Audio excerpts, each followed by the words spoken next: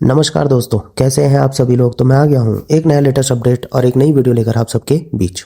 तो दोस्तों, भारत आज दुनिया की उभरती हुई महाशक्ति के रूप में देखा जा रहा है। लेकिन जब हम आधुनिक तकनीक, हरित ऊर्जा, रक्षा क्षेत्र और इलेक्ट्रिक वाहनों की बात करते हैं तो एक बहुत ही महत्वपूर्ण शब्द सामने आता है, रेयर अर्थ एलिमेंट्स, यानी दुर्लभ पृथ्वी धातुएं। हाल ही में खबरों में यह बात सामने आई है कि भारत रेयर अर्थ रिजर्व्स के मामले में दुनिया में तीसरे स्थान पर है, लेकिन इसके बावजूद वैश्विक उत्पादन में भारत की हिस्सेदारी 1% से भी कम है। यह खबर पूरी तरह से सही है और छात्रों के लिए यह समझना बेहद जरूरी है कि आखिर ऐसा क्यों है, रेयर अर्थ क्या होते हैं, इनका उपयोग कहाँ होता है और भारत के लिए यह विषय रणनीतिक रूप से कितना महत्वपूर्ण है। सबसे पहले यह समझना जरूरी है कि रेयर अर्थ एलिमेंट्स आखिर होते क्या हैं। रेयर अर्थ कोई एक धातु नहीं होती, बल्कि यह 17 खास तत्वों का समूह है, जिनमें लैथनम, सीरियम जैसे नाम शामिल हैं। इन्हें रेयर इसीलिए कहा जाता है क्योंकि ये धरती पर बहुत कम है, बल्कि इसीलिए क्योंकि ये शुद्ध रूप में बहुत कम मिलते हैं और इन्हें निकालना व प्रोसेस करना काफ़ी मुश्किल होता है।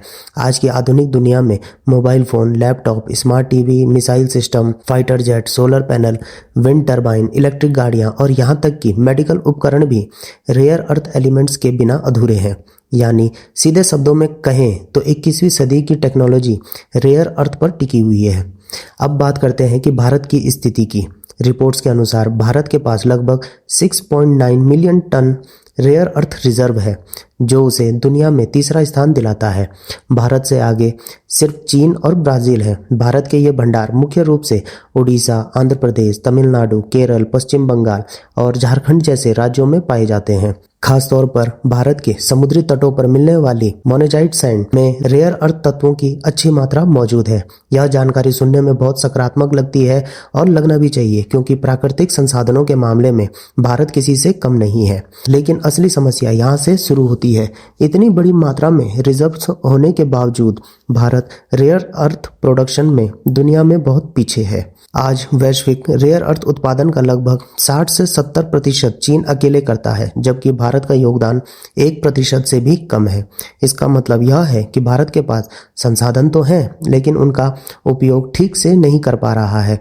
यह स्थिति छात्रों के लिए यह समझने का एक शानदार उदाहरण है कि सिर्फ संसाधन होना ही काफी नहीं होता, बल्कि तकनीक, नीति और इंफ्रास्ट्रक्चर भी उतना ही जरूरी होता है। अब सवाल उठता है कि भारत उत्पादन में पीछे क्यों है। इसका पहला और सबसे बड़ा कारण है प्रोसेसिंग की जटिलता। रेयर अर्थ एलिमेंट्स को निकालना जितना मुश्किल है, उनसे भी ज़्यादा मुश्किल उन्हें शुद्ध रूप में प्रोसेस करना है। खासतौर पर भारत में मिलने वाले मोनोजाइट खनिज में थोरियम नामक रेडियोथर्मी तत्व पाया जाता है। रेडियोथर्मी तत्व होने की वजह से इसके खनन और प्रोसेसिंग पर सख्त सरकारी नियम लागू होते हैं। सुरक्षा, पर्यावरण और रेडिएशन से जुड़े कानून इस प्रक्रिया को और भी जटिल बना देते हैं। दूसरा बड़ा कारण है तकनीकी कमी। रेयर अर्थ प्रोसेसिंग में जिस तरह की एडवांस केमिकल टेक्नोलॉजी और हाई एंड इंफ्रास्ट्रक्चर की जरूरत होती है, वह भारत में अभी सीमित है। इसके मुकाबले चीन ने पिछले कई दशकों में इस क्षेत्र में भारी निवेश किया है। चीन ने न सिर्फ खनन में बल्कि रिफाइनिंग और वैल्यू एडेड मैन्युफैक्चरिंग में भी महारत हासिल कर ली है। यही वजह है कि चीन केवल रॉ मटेरियल ही नहीं, बल्कि फिनिश्ड रेयर अर्थ प्रोडक्ट्स भी दुनिया में सप्लाई करता है। तीसरा कारण है नीतिगत और प्रशासनिक बाधाएं।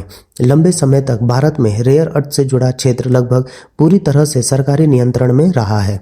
निजी कंपनियों की भागीदारी बहुत सीमित थी। इससे इनोवेशन और कंपटीशन दोनों प्रभावित हुए। हालांकि अब सरकार इस दिशा में बदलाव करने की कोशिश कर रही है, लेकिन इसका असर दिखने में समय लगेगा। अब अगर हम ग्लोबल पॉलिटिक्स और करंट अफेयर्स के नज़रिए से देखें तो रेयर अर्थ एलिमेंट सिर्फ आर्थिक नहीं बल्कि रणनीतिक हथियार भी बन चुके हैं। जब भी अमेरिका, यूरोप या जापान जैसे देश चीन के साथ ट्रेड टेंशन में आते हैं, रेयर अर्थ सप्लाई एक बड़ा मुद्दा बन जाता है।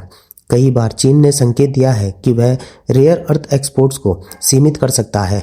ऐसी स्थिति में भारत जैसे देशों के लिए यह एक अवसर भी है और चुनौती भी।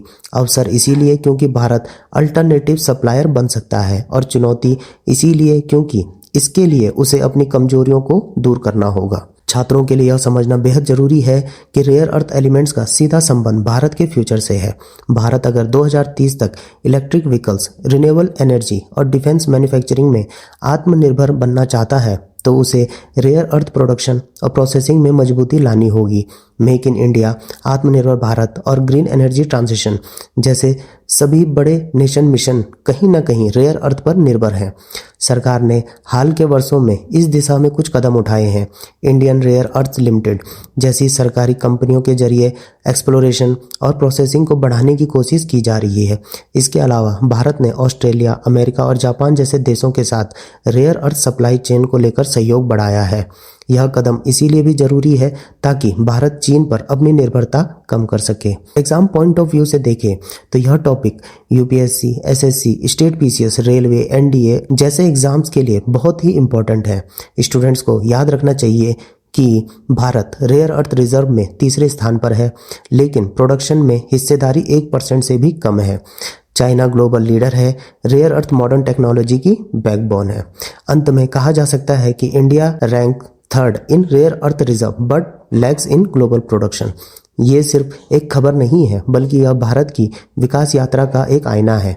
यह हमें बताती है कि संसाधन होने के बावजूद सही नीति, तकनीक और रणनीति के बिना कोई भी देश वैश्विक नेतृत्व हासिल नहीं कर सकता।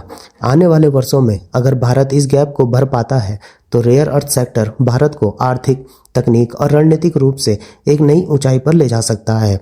छात्रों के लिए यह विषय इसीलिए भी इम्पोर्टेंट है क्योंकि यही वे क्षेत्र हैं जो आने वाले समय में भारत की दिशा और दशा तय करेंगे। तो दोस्तों, आप लोगों को क्या लगता है? अपनी राय कमेंट बॉक्स में ज़रूर दें। तो दोस्तों, आज के लिए इतना ही। मिलता हूँ मैं दोबारा एक नई लेटेस्ट अपडेट और एक नई वीडियो के साथ। तब तक जुड़े रहिए। धन्यवाद। जय हिंद, जय भारत।